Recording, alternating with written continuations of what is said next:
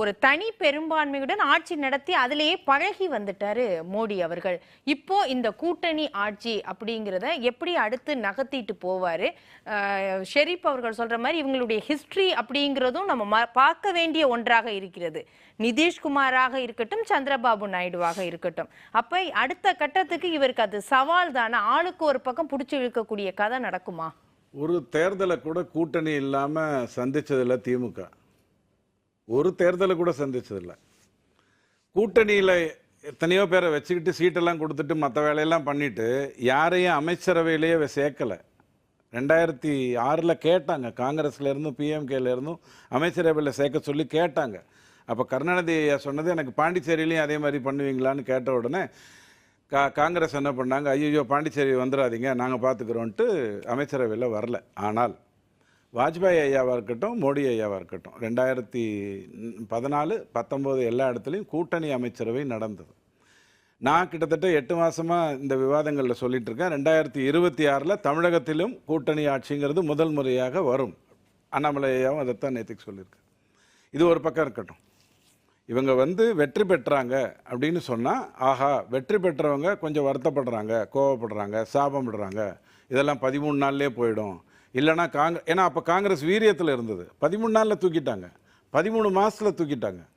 அந்த மாதிரி ஒரு வீரியத்தில் இருந்தது. இப்போது தன்னிடம் இருந்த 52 சீட்டில் 37% தோத்துட்டு புதுசாக சில தொகுதியில் ஜெயிச்சு 99 சீட்டோட ஒரு இடத்துல காங்கிரஸ் உட்கார்ந்துருக்கு. அதுல இடத்துலயே சுருண்டுருன்னு சொன்னது அந்த கட்சி. இல்ல இந்த தேர்தல்ல 50 இடங்கள் கூட பெறாது மோடி அவர்கள் பிரச்சாரம் அப்படிதான் நினைச்சோம். அதுல ஒன்றும் மாற்று கருத்தே இல்லை. எக்ஸிட் போலும் அப்படிதான் நினைச்சாங்க. எங்க தப்பு வந்ததுன்னா, ஃபேஸ் 1 நடக்கும்போது இவங்களுடைய மேனிஃபெஸ்டோ வந்துருச்சு. மேனிஃபெஸ்டோல 1000 ரூபாய் கொடுக்க 1 லட்சம் ரூபாய் கதையை விடுங்க. நீங்க அதுக்கான காரணங்களை ஏன் அந்த காரணம் தேடக்கூடாது? நீங்க சொன்னது அவர் சொன்னாரு ஏதோ எக்ஸிட் போல்ல கதை நடந்ததுன்னாரு. அப்ப பத்திரிகை துறையை கேவலப்படுத்துறாரா? எக்ஸிட் போல கேவலப்படுத்துறாரு அவரு? என்ன நடந்ததுன்னா, நான் சொல்றேன், இன்னைக்கு என்ன சரி ஐயா நீங்க பேசும்போது நான் கேட்டுட்டு இருந்தேன். இல்ல பரவாயில்லைங்க, 234ல நிக்குதுங்க. நான் உங்களுக்கு கதை இல்ல உங்களுக்கு இல்ல மேடம், அவர் கொஞ்சம் நிறுத்த சொல்லுங்க. ஷெரீஃபையா நான் 2 தகவல் கொடுக்குறேன். நீங்க பேசுறதெல்லாம் கேட்டுட்டு இருந்தேன். அதனால 2 நிமிஷம் டைம் கொடுங்க. 5000 ஓட்டுல 6 சீட்டு, 10%ல 22 சீட்டு, 20%ல 27 சீட்டில் ஜெயிச்சு தான் இந்த 100க்கு வந்திருக்குது இந்த காங்கிரஸ். அதே 290, அதாவது 240 பிஜேபி ஜெயிச்சது இல்லையா, அதில் 5000ல் 8 தொகுதி, 240க்கு 41 தொகுதி 10%ல. இதுதான் பிஜேபியோடைய ஜெயிச்ச கதை. அதை முதல்ல புரிஞ்சுக்கோ. இல்ல ஒரு நிமிஷம் சுருக்கமா சொல்லுங்க. எக்ஸிட் போல பத்தி பேசுறதுனால நான் அதை சொல்றேன். எக்ஸிட் போல் டேட்டா தப்பு இல்லை, சீட் ப்ரொஜெக்ஷன்ஸ் தான் தப்பு. யாருக்காக அந்த சீட் ப்ரொஜெக்ஷன்ஸ் பண்ணாங்க தேசிய ஊடகங்கள், அவங்கள தான் போய் கேட்கணும். நான் அதை நேர்மையா சொல்றேன். தாண்டி வர்றது இல்லைங்க. ஒரு விஷயத்தை புரிஞ்சுப்போம். 1 லட்ச ரூபாய் உங்களுக்கு கிடைக்கும். ஒரு ஃபார்மை போட்டு அந்த ஃபார்மை எல்லா இடத்துலையும் கொடுத்து, தெலுங்கானாலையும் ஆந்திராலையும் பெரிய கியூ, உத்தரப்பிரதேசில் பெரிய கியூ. அந்த போராட்டம் இப்போ தொடங்கிருச்சு. ஒரு குறிப்பிட்ட மதத்தினர் மட்டும் அதில் நிறைய பேரை கையெழுத்து போட வைக்கிறாங்க, நிறைய பேருக்கு கொடுக்குறாங்கங்கிற ஸ்மெல் பண்ணுறதுக்கு பிஜேபிக்கு கொஞ்சம் டைம் ஆகி தான் ஃபேஸ் 2ல இருந்து மோடி ஐயாவுடைய பேச்சு வேற விதமா வந்தது. அப்ப நீங்க என்ன சொன்னீங்க?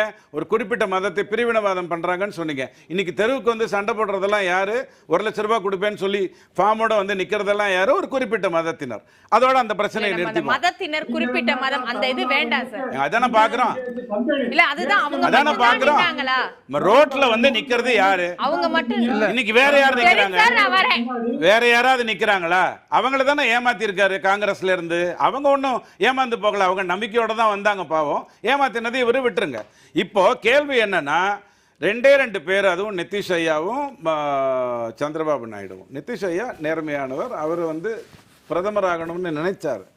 ஒரு இடத்துல மகா கட்பந்தன் நடத்தணும்னு வெளில போனார், திருப்பி உள்ள வந்தார். திரும்ப இந்தி கூட்டணி அமைய போது இது நல்ல சூழ்நிலை, இது இப்போ நடனம்னு ஒரு எண்ணத்தோடு போனார், திருப்பி வந்துட்டார். அவர் இன்னைக்கு நீங்கள் என்ன பண்ணாலும் அசைஞ்சு கொடுக்க மாட்டார். ஒரே ஃப்ளைட்டில் போனாலும் அசைஞ்சு கொடுக்க மாட்டார், ஒரே ஓடத்தில் போனாலும் அவர் அசைஞ்சு கொடுக்க மாட்டார். சந்திரபாபு நாயுடு அவ்வளோ நல்லவர் இல்லை. அவர் அரசியல்வாதி. என்ன தப்பெல்லாம் பண்ணணுமோ அதெல்லாம் பண்ணிட்டு தான் அவருடைய ஆட்சியில் வந்திருக்காரு. நிறைய சீனியரான ஒரு பொலிட்டிஷியன், அதில் எந்த மாற்று கருத்தும் இல்லை. இன்றைக்கி அவருடைய பிரச்சனை என்னென்னா, அடுத்த 5 வருடம் அவர் தன்னை முதலில் ஆந்திராவில் நிலைநிறுத்தி கொள்ள வேண்டும். காரணம், அவர் சார்ந்த கட்டிடத்தை இடிக்கின்ற அளவுக்கு ஒரு துணிவு நடந்தது. அப்போ இவங்க யாருமே அவருக்கு சார்பாக வரல. இன்றைக்கி ஃபோன் பண்ணி ஐயா நீங்கள் வந்துருங்கங்கிறாங்க. ஏர்போர்ட்டில் ஸ்லைட்டாக போய் கூட்டிகிட்டு போய் இப்படி ஸ்லைட்டில் போய் உட்காந்துலாம் பேசுகிறாங்க சந்திரபாபு நாயுடுவோட. இந்த கதையெல்லாம் அன்றைக்கி அவரோட இடத்த இடித்தாங்க இல்லையா, அவரை அவமானப்படுத்தினாங்க இல்லையா, அந்த டைமில் யாரும் வரல. அது சந்திரபாபு நாயுடுக்கு தெரியும். ஆந்திராவில் அவர் முதல்ல நிலைப்படுத்திக்கணும். ரெண்டாவது, அவர் ஆந்திராவுடைய முதலமைச்சராக இருந்தவர். தெலுங்கானான்னு பிரிஞ்சதுக்கப்புறம் அவர் கட்சிக்கு அங்கே வேலையே இல்லாமல் போயிடுச்சு. தெலுங்கானாவில் அவர் கட்சிக்கு வேலை இல்லை. இப்போ அங்கே போகணும் அப்படின்னா அங்கே ஆட்சியில் இருக்கிறது காங்கிரஸ். காங்கிரஸோட கூட்டணி மத்திய அமைச்சரை பண்ணிட்டு அவர் இங்கே போய் தெலுங்கானாவில் ஒன்றும் பண்ண முடியாது. ஸோ இதெல்லாம் பார்த்துட்டு தான் அவரை முதல்ல கூட்டணியிலே சேர்த்தோம். அதே இதெல்லாம் வரும்னு நினைக்கல. ஒரு 1,60,00,000 பேர் மாற்றி ஓட்டு போட்டதுனால 56 சீட்டில் தவறு வந்தது. என்னன்னு பார்த்துட்டு திருத்திப்போம். ஆனால் அதற்காக ஆட்சியை 14 நாளில் கழிச்சிட முடியும், சொடுக்கு போட்டால் கழிப்பேன் அப்படின்னு சொல்கிறதுக்கு அங்கே எடப்பாடி ஐயாவும் இல்லை, எடப்பாடி ஐயாவும் உங்களால் ஒன்றும் பண்ண முடியல. அது வேறு விஷயம்.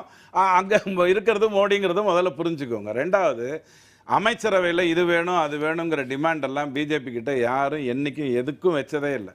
அப்படி சிவசேனா வைக்கும்போது தான் அவங்களுக்கு முதல் டிக்கு போட்டார். ஃபஸ்ட்டு டிக்கு அப்போ தான் வந்தது. அதுதான் மோடியுடைய, உங்களுக்கு எது நியாயமான இருக்கோ அதை நம்ம கொடுத்துட்றோங்கிறது தான்.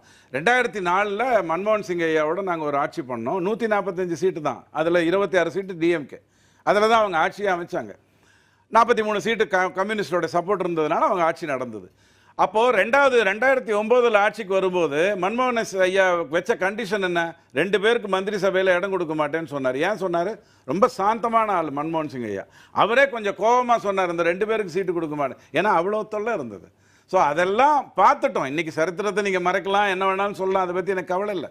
ஆனால் மோடி ஐயா கிட்ட இந்த வேலையெல்லாம் நடக்காது. ஆனா இப்போ நிதிஷ்குமார் இதுலேருந்து ஐக்கிய ஜனதா தளத்திலேருந்து இந்த அக்னிவீர் திட்டத்தை மறுபரிசீலனை செய்ய வேண்டும் அப்படிங்கறதெல்லாம் அவங்க சொல்றாங்க. அங்க இருக்கக்கூடிய இளைஞர்கள் இந்த திட்டத்தை ஏத்துக்கல அப்படின்னு சொல்லி, அப்ப இந்த இதெல்லாம் ஆட்டம் காணுமான்னு கேட்காது. ஏன் தெரியுமா, உண்மையிலே அக்னிவீர் திட்டத்தில் சில மாற்றங்கள் செய்யணுங்கிறது உணர்ந்திருக்காங்க. 1 வருஷத்துக்கு முன்னாடியே உணர்ந்திருக்காங்க. அதை தடுக்க நினைத்த போது தான் யாரும் அதை பற்றி கவலைப்படலை. ஏன்னா இன்னைக்கு இராணுவத்தில் 33+ தான் அங்கே வேலையில் ஆள் இருக்காங்க.